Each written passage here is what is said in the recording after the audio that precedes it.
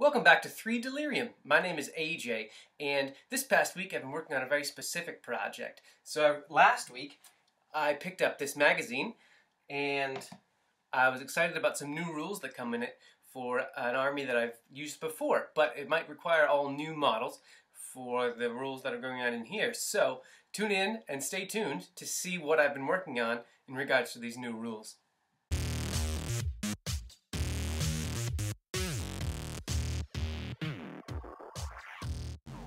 So this magazine is called White Dwarf, and it's a publication that Games Workshop makes. Games Workshop is the people who make the Warhammer game that I've featured many times on this channel. The models that I would make to use my printer here, I would use the rules made by Games Workshop with which to use those models when playing with friends and such like that. So in this new little monthly publication, White Dwarf kind of showcased some projects that other hobbyists have been working on. It definitely harkens back to an age from before the internet when you could just search for almost anything you'd ever want to find. But these days, sometimes Games Workshop will release updates for things they've already released, new rules like what I've found. Rarely, but sometimes like a look into the future of what might be upcoming sneak peek kind of stuff, as well as there's usually like narrative things. So like if you and your friends have a whole story they want to tell, you could follow month by month with the story through the game, and with rules that follow the story for when playing your game.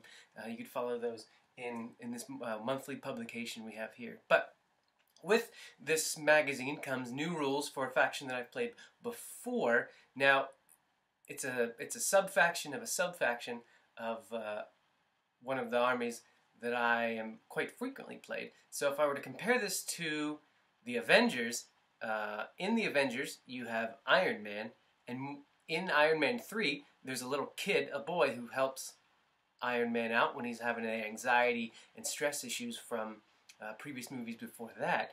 I guess it would kind of be like if this whole army's focused around that kid and his creations. So it's kind of well offset from the main story, but still exciting and fun to read about and plan armies nonetheless. So what I've done here is I've started a few models in relation to making an army for the faction that I've got here in this book, called the Fallen Angels. Kind of neat.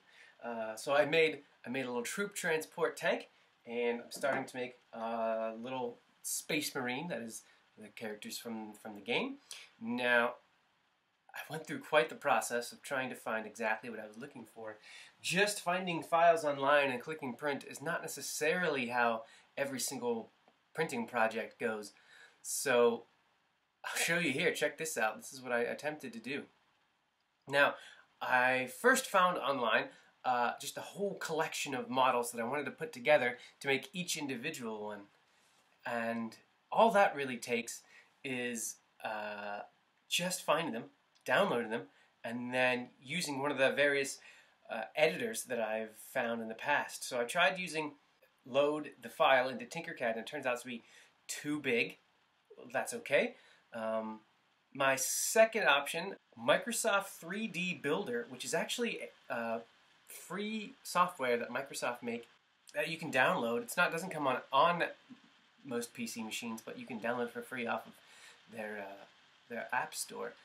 But Juliette's computer, my wife, is in French, so I get the excitement of practicing my French when I'm trying to use this software. But I was having some sort of issue when trying to download these files onto it. So that's okay. I could always go back to the classic method that I had started on. So you could take a model, physically snip bits off that you don't need, and add new ones. Now I would have a little bit of redundant printing, so I'm going to be printing more than I actually need, but that's okay. I have a recycling scrap bin for other projects anyway, so I'll be not wasting anything, it's just time. So that's what I've started with here. So we have this little troop transport tank, and I've started with the guy that I will begin with. He is classic generic Marine holding a big gun.